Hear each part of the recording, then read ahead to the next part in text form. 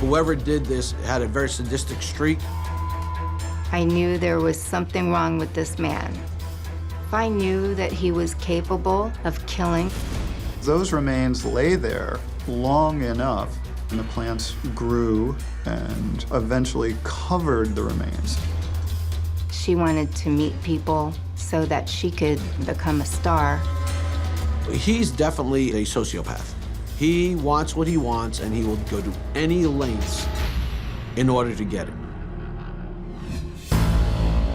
Every murder is a mystery. But a victim's body is a sea of evidence. Every fiber is a clue. Every wound, a piece of the puzzle. The medical examiner holds the key to unlock their stories and catch a killer. This is Secrets of the Morgue.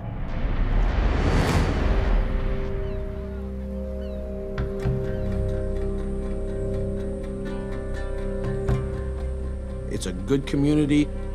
We have sunken gardens. We have thousands of parks. Very good people. But St. Pete, Florida has a darker side. There are parts of South St. Pete that I wouldn't walk in. It definitely wouldn't be safe going to the ATM once the sun goes down. One morning, during routine work along I-275, the darker side of St. Petersburg erupts into view. The state hires crews that come along and clean the roadside. When we get torrential rains, all that water has to go somewhere. All the leaves and trash that were along the road are washed into the drainage swale. A roadside worker was cutting grass and kicked something. Then he looked down and he found it was a skull. So he immediately called his supervisor, who called us. We walked right across maybe 50 feet of grass and we're told, well, they found a skull here. Normally, 8 months out of the year, there would probably be a foot of water, if not more. Everything had to be right that day. The weather had to have been dry for a little while. They had to be mowing that day. All of these circumstances kind of worked together. We think there's more body parts here. Now we go to the next step, which is how are we going to find out how much is out there? Unbelievable. If you've driven on 275 every day, it's 200,000 or 300,000 people going up and down the roadway, and we're 40 to 50 feet off the road. To deal with the scene and whatever remains it may contain, Detective DeCero calls for some extra medical muscle. When bones are found, you need a forensic anthropologist to answer a lot of questions for you. First of all, how did the bones end up there? One of the key scientists on the case, Dr. Anthony Falsetti, is a renowned expert, having worked war crimes in Sarajevo and both the World Trade Center and Oklahoma City bombing cases. When I was at the University of Florida, we processed over 1,000 cases in that 12-year period. Justice being served, I think, is very important to help the evolution of our species, in a very broad sense. Forensic science is the practical application of all the testing and all the scholarship. It's very satisfying. The forensic anthropologist helps to organize the excavation. A large team is necessary to recover the remains because weather changes rapidly. In Florida, where we have heavy rains, the concern was they wanted to collect these remains quickly and accurately. There's always a sense of urgency. Every day the scene would degrade a little bit. It's a crime scene that looks like an archaeological dig. When dealing with human remains, the process is the most important part because each individual item, whether it's a piece of evidence or clothing or bones, could be critical to the identification. We're going to have to generate some type of system in order to basically grid this area off and make 4-foot sections. We assigned 2 people to each square. One person removes the debris, the other person takes the debris so that it can be screened.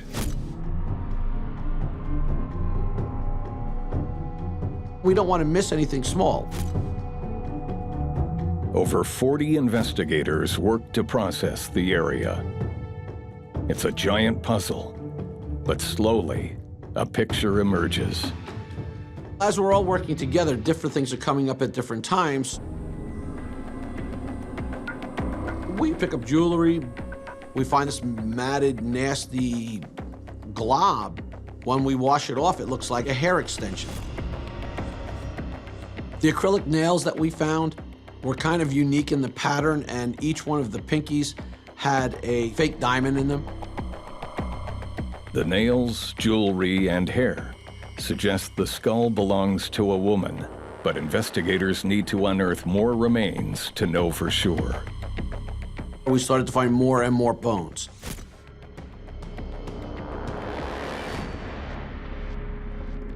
Not to sound morose, but it feels good because this is something that you can work with. Some plants were actually growing through the bones and over the bones. So you're watching this person go from 1 bone to 2 bones to 5 to 6 to 10 to 15, and you're actually seeing a body as it's going along. A key part of the skeleton allows the forensic team to ID the sex of the victim. The initial examination in the field was to look at the pelvis. The pelvis is the best indicator. At puberty, the female pelvis becomes more broad. And so at that initial examination, we determined that this was a female. For investigators, a roadside crime scene presents unique challenges. When an investigator finds bones on the side of a highway, the problem is that quite often these victims are people that have never been reported missing before because they are living high-risk lifestyles, whether they're drug addicts or whether they're prostitutes, and it makes it difficult. Because of her location and the fact that we don't know who she is nicknamed Jane Doe I275.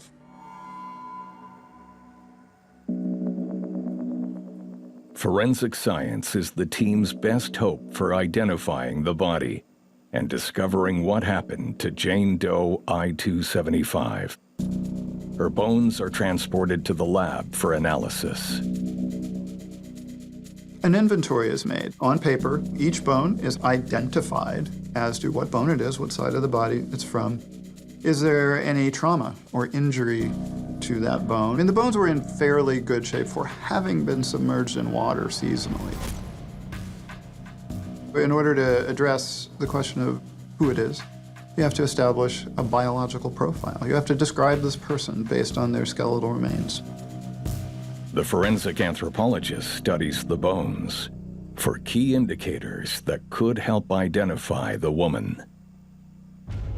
Up until about age 25, various parts of our skeleton are constantly changing. At the ends of the clavicle stop growing around age 21. In this instance, the ends of the clavicles had yet to finish fusing. And then you can look at the teeth. We have 6-year molars, 12-year molars, and our wisdom teeth. The 3rd molar was erupted. A final clue about Jane Doe's ethnicity helps round out her profile. The skull was measured in details to capture the size and shape of the skull. The determination of ancestry was made as Europe. Police now have a basic profile of the victim. Female, age 18 to 20, of medium height, and European descent. But it's not a lot to go on. You have a body with no name. You have to find out who that person is before you can go forward. How can I solve this puzzle? because until you know who, it's very hard to determine why this happened or who else may have been involved.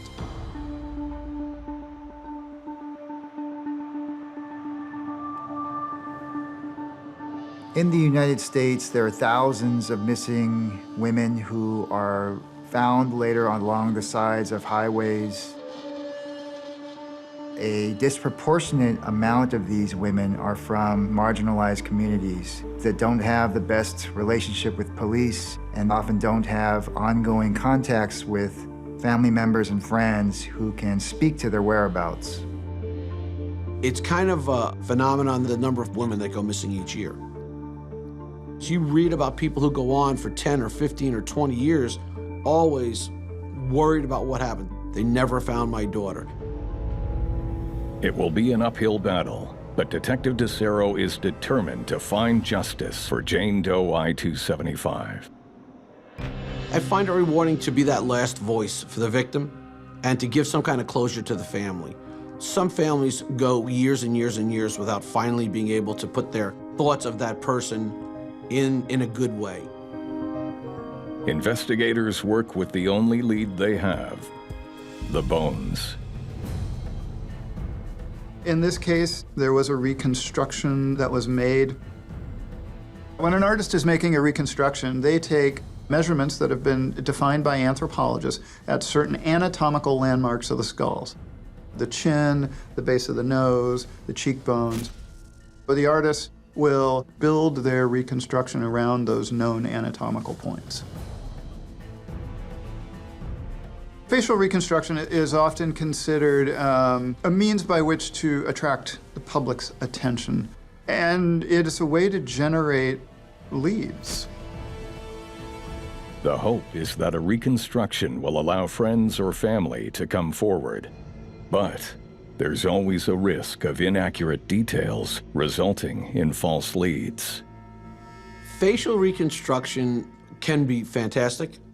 It can also be a hindrance due to the fact that it's in the eye of the beholder and what they intend to do. Police often have to sift through hundreds, if not thousands, of these anonymous tips, which can send them into multiple different directions and ultimately delay an investigation. The tips are slow at first, but they continue. As they start to go through, it's a lot of, I think it's my cousin, I think it's my aunt, I think it's a young lady that I used to know. And you get more and more of that from the community. Every one of the tips has to be investigated. So we were calling family members back, trying to see what we could do to get any lead up on who this young lady was. In order to narrow their search, detectives need to know how long Jane Doe has been dead. There's definitely a color variation in the bones. So we've got to estimate how long would it take in the state of Florida for somebody to totally decompose and then have the ability to have the bones then start to bleach. The body was put in this relatively shallow marsh, but just enough to cover the body up. The fact that it was buried was just the effect of the natural environment. So that gives us some idea of the amount of time that passed. Taking into account the condition of the remains, the medical examiner calculates when the woman was killed. The original time of death was 3 to 5 years. That's a time frame on how far back we should be looking. It's a timeline that could link these remains to a famous missing persons case.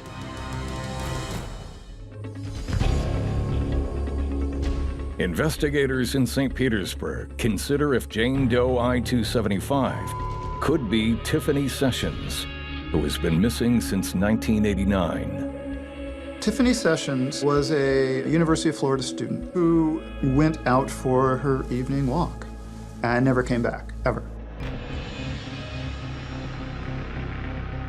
All kinds of theories abounded. Every once in a while they'd come forth, somebody would come forth so they knew something about it. Could not find her. The mystery of her disappearance put Tiffany Sessions on every investigator's radar. Tiffany Sessions. It always comes up when there's a young woman's body found. The case is so well known, the medical examiner can quickly access Tiffany's medical records and examine her dental x-rays. We were able to eliminate the case from I275 as being Tiffany sessions by comparing dental records that we had of Tiffany sessions to the dentition of the skull. With few leads on an ID, police considered connections to the area where the body was discovered. Because I-75 runs from Naples all the way to Cincinnati, we could have anybody coming up and down that road at any point in time that could have done this. We know that there's serial killers that operate throughout the United States at all times, so we have to look at every person that's imaginable. After consulting a database of killers known to have operated in the region, Detective DeCero focuses in on a possible suspect. We dealt with a person called Keith Jesperson, who killed several women. He was currently incarcerated in the state of Washington. But he admitted to killing a woman in the state of Florida. So we knew he had been in Florida at some time. Any new lead that comes in like that, where you have a known killer who's admitting to killing someone in the state of Florida, it would pique our interest. Keith Jesperson was a very large man, and he's called the happy face killer. Because he liked to make the little smiley face on people after he killed them. But he would kill a lot of people by asphyxiation. He would pick up girls at truck stops and things of that nature and choke them out. Detectives examine the items recovered with the bones for any link to Jesperson. A shirt was found in the area of the neck, where the neck would have been during life. Its physical location told you a lot about what happened just prior to death. The shirt that was tied around the neck that had been tied into a big knot, was it strangulation?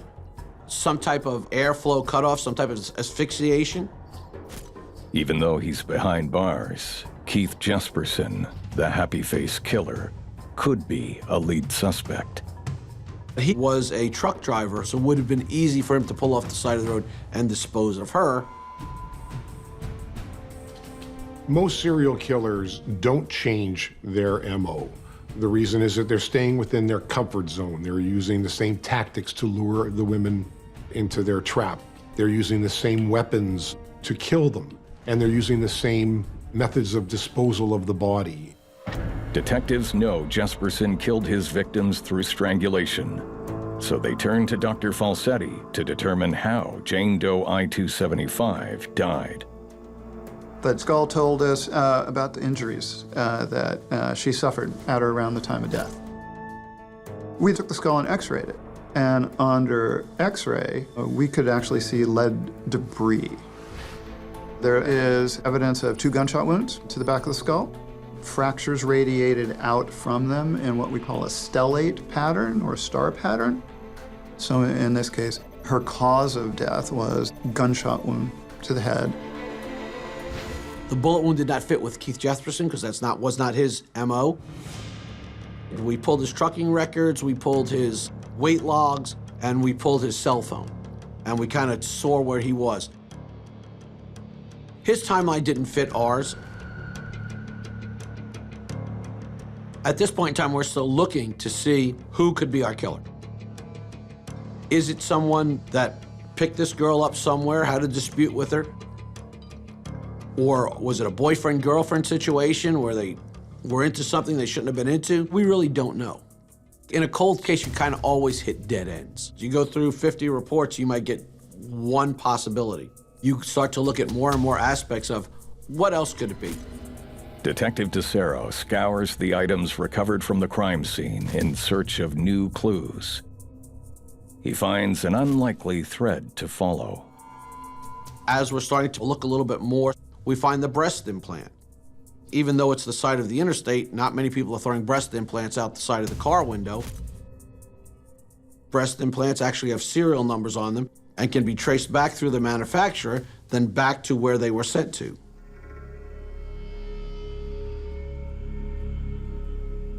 It links back to the doctor in Maitland, Florida, which is over by Orlando. He opens his file up and we actually see a picture of Jane Doe prior to the breast implants, and all of her information is listed in the report. Next, we have to confirm the ID. We're able to get some dental records, and we're able to get a confirmation positive that it's Cheryl Keso. After more than a year of searching, Jane Doe I-275 finally has a name.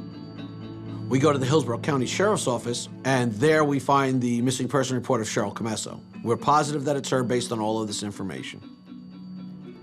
We speak to the family. They were heartbroken. They were upset. They were besides themselves that this could happen to a member of their family.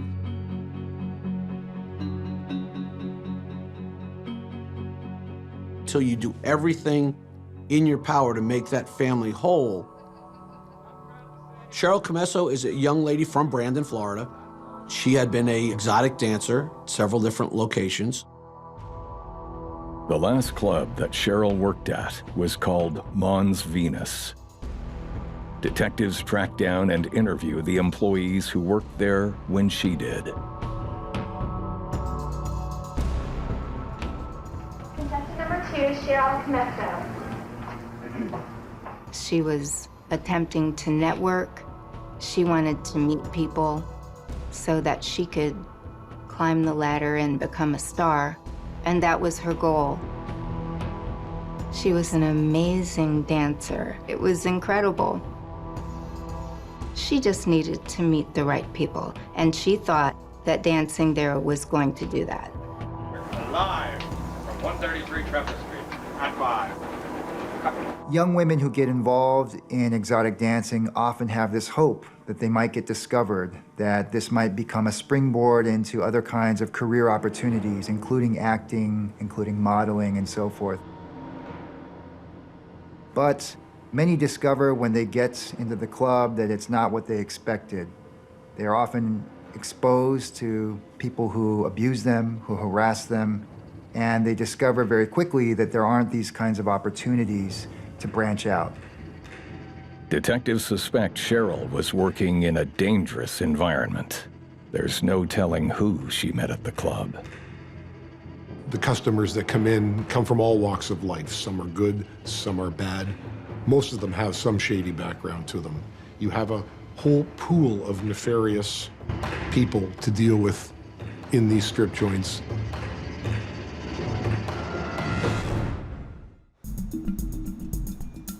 Investigators focus on the Mons Venus strip club, searching for a break in the murder of Cheryl Keso.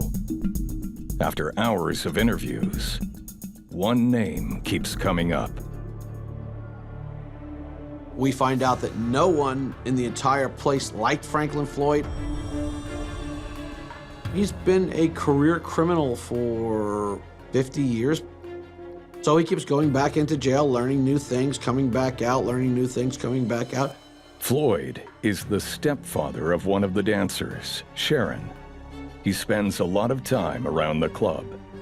People thought it was odd that you would go watch your daughter dance in a topless facility. Floyd's disturbing behavior is confirmed by a friend of Cheryl and Sharon. He drove us to a party, and he reached over and he pinched his daughter's nipple. And he said, "She has a nice ass." I was shocked and appalled and disgusted. And he had a conversation with me regarding some BDSM activities. I was so frightened because he was speaking about sexual torture, and it seemed like a switch in him flipped. The stories raise red flags for the investigators. They take a hard look at Floyd and his daughter Sharon. We had interviews of people that knew Sharon. We find out quite a bit. Sharon admitted to me Floyd had been abusing her whole life. I told her we needed to find a way to get her out of there and away from him. And she never thought for one second she could get away alive. It's clear to police that Floyd is a violent man, one with dark secrets. Sharon talked to a friend saying that she knew something so bad that could put Franklin away forever. But whatever Sharon knew, she was never able to reveal. In 1990, she was run over walking on the interstate at 3 o'clock in the morning. She was probably more like run over by Floyd, would be my guess. He thought, you're not going to turn me in for anything. Sharon's death is ruled a hit and run, but the connection to Floyd is suspicious. Another witness at the club tells them that Floyd was also violent with Cheryl. One of the dancers observed a physical altercation between the two of them, where Cheryl allegedly said, I've got enough on you now that you're going to jail. We know there was a physical altercation after that. I think that the whole aspect of it was she challenged him. Floyd does not like to be challenged. So he figures, this is one I can't control. She's not scared of me, she's not intimidated by me, so the only way to do it is I'm going to have to do something so drastic. Franklin Floyd has a disturbing reputation at the club, but detectives need more to connect him to Cheryl's murder. It's a lead from the FBI that changes everything. Unbeknownst to us, the FBI is working a kidnapping in Oklahoma. The person who committed the kidnapping is Franklin Floyd. Floyd is captured and held in jail. When the truck Floyd used for the crime is searched, the FBI finds some shocking material. And there are various pictures of women in different stages. Obviously not stages that she was enjoying. This is some type of trauma being done to her. And one of these pictures is a picture of a young, dark-haired woman who's being choked out. Detective DeCero obtains the violent pornographic images from the FBI. She's in distress. She's obviously been beaten. She's got a large hematoma under her eye. Whoever did this had a very sadistic streak. Police believe the woman in the photos is Cheryl Keso, but she has been beaten so badly, Detective DeCero can't be sure. When you have photographs of a living person with injuries, it would be possible to use those photographs to make a comparison with the remains that you have and those injuries that are present. The forensic team examines the photographs in the hope they can make an identification. So what they had was these well-documented photographs of the injury to the face. They then did an anatomical comparison. This underlying fracture is here. This injury is on the same cheekbone here. And this allowed them to tie the injuries together. And the person in the photograph was identified as Cheryl and Keso. Investigators have further evidence connecting Franklin Floyd to Cheryl Keso, but it isn't enough to prove he's the one responsible for her brutal homicide. Detective DeCero wants to confront him about his involvement. Before we went out and interviewed Franklin Floyd, we talked to the behavioral science unit at the FBI, and they were very informative. What they said was, if you want to get anything from this man, before you can ask him any questions, just let him talk.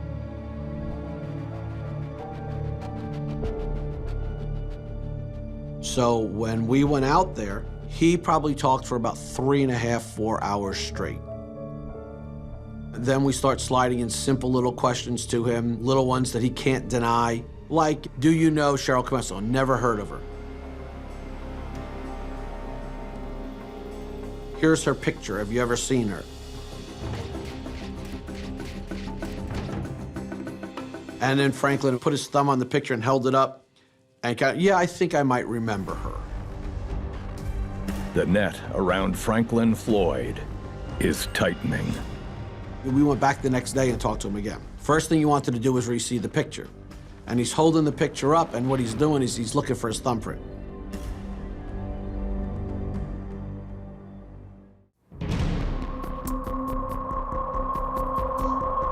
Investigators are closing in on Franklin Floyd for the murder of Cheryl Keso. They challenge him about his connection to her death.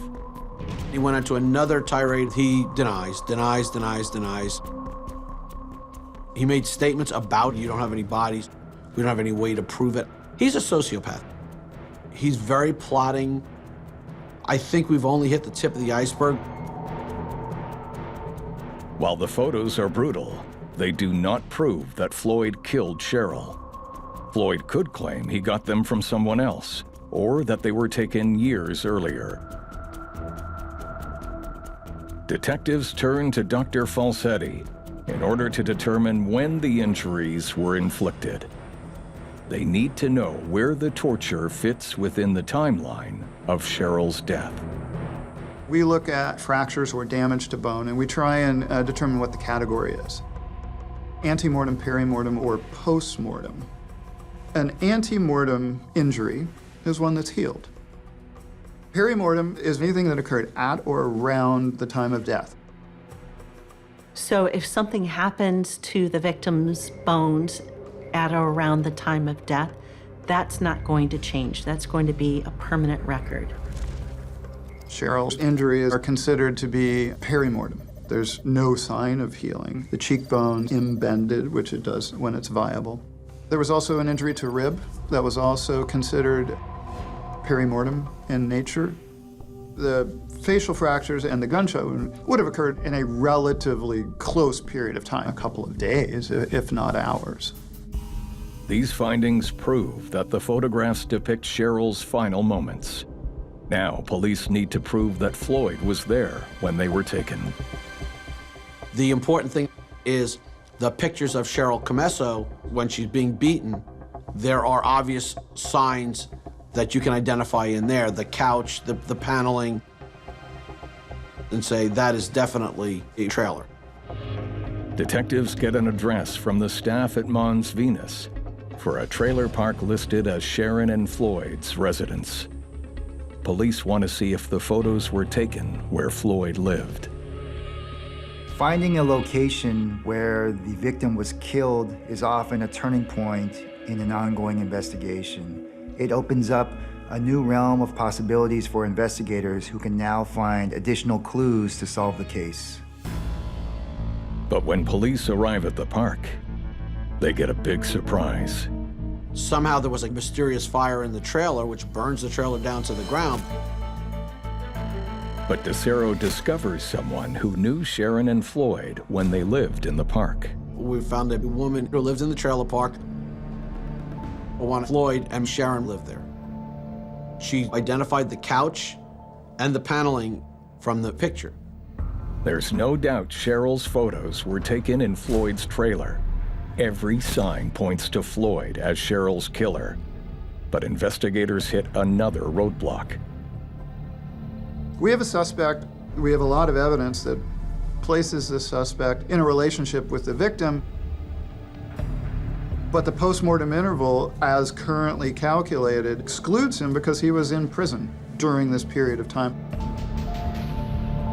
If Cheryl was killed between 1990 and 1992, as originally calculated, Floyd couldn't have done it.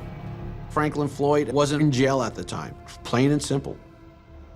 Detectives decide to review the original timing of Cheryl's death.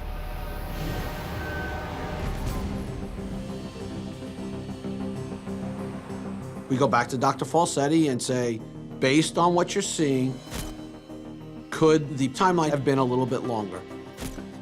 As I studied the environmental area, went back over the case notes and the botanical material that was cut and preserved. This botanical material was covering or growing through the bones. The vegetation on Cheryl's remains gives Dr. Falsetti a new plan for determining when she was killed. The idea that I had was, well, maybe we could use the plants to determine the time of death.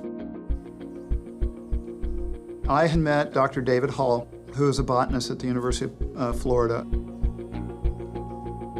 Well, my background is basically all of botany. The things that a botanist can do for you most commonly are destroy an alibi, put someone or something somewhere based on plants, and determine time since death. Dr. Hall examines the plants found among Cheryl's remains to make his own assessment about her time of death. I found 3 plants that I could use from the pelvis, and 1 that I could use that was growing under a leg bone. In the temperate world, you can count the rings that that tree gets. And if the tree is through a skeleton, you know that it's been there at least that long. I take a very sharp knife and cut through the branches as clean as I can. There were 3 clear rings, so they were 3 years old. Cheryl's body is discovered in 1995, so 3-year-old plants appear to place the crime in 1992, as originally estimated. But there's more for Dr. Hall to calculate. Body fluids are caustic. They don't help a plant at all. They usually destroy plant growth underneath.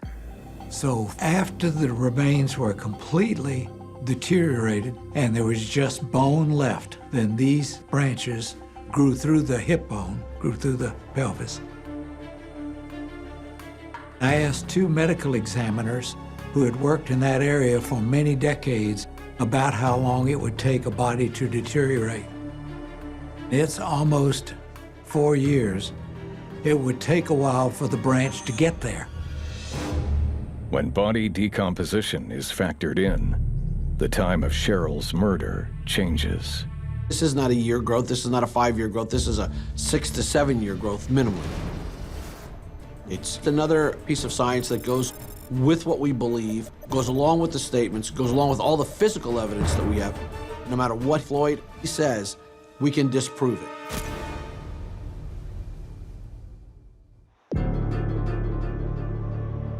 Investigators have nearly all the evidence they need to close the book on Franklin Floyd for the murder of Cheryl Keso.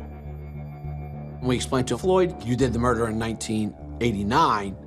He then goes off the deep end saying how we planted evidence, how the pictures weren't his, they were planted. Floyd also denies a connection to the trailer. Floyd says, could be anybody's trailer. I could have lent my trailer out to someone, and you can't prove it was me.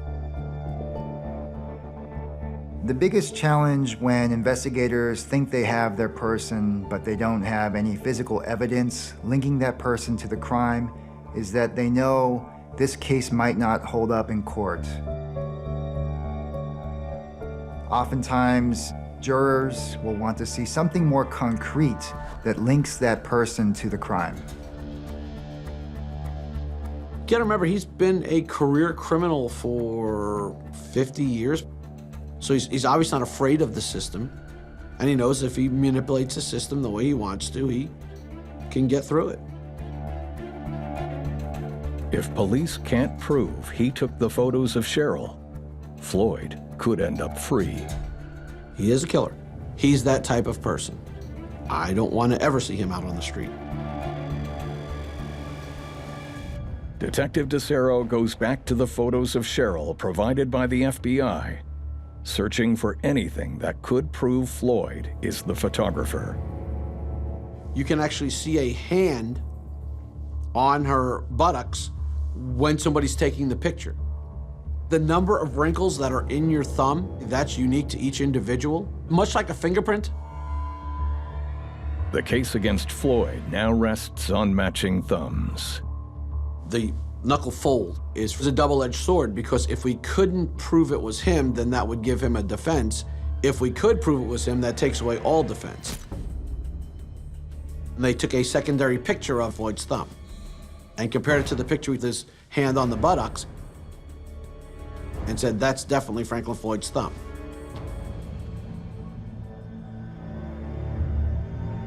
The scientific evidence tells us, and the identity of the individual, which is Franklin Floyd, This affirms the story that the prosecution will tell, and it gives the jury something tangible which to base their opinions on. Franklin Floyd is put on trial for Cheryl's murder. Sitting on the witness stand, looking at the pictures of Cheryl, beaten, tortured, these dirty, exploitive pictures. It was so heart-wrenching. The mystery that the science was able to resolve was, who was this person who was found by I-275? The other question, what were the circumstances of her winding up by the side of the road? It is the communication between law enforcement and the scientists that eventually answered those two simple and incredibly complicated questions. The scientific evidence at trial is great because it allows the jury to understand it's backed up, it's not conjecture, it's right out there as a undeniable truth. Floyd is convicted of killing Cheryl Keso and is sentenced to death. Cheryl's family, they were very happy. They felt that there was justice done. Cheryl never got a chance to grow. She was a young lady feeling her way in the world, and he ended that. A lot of times when you work something that's heinous or awful or something that you just can't make sense of, it makes it worth it because you know that you've made a difference in some lives. It's rewarding.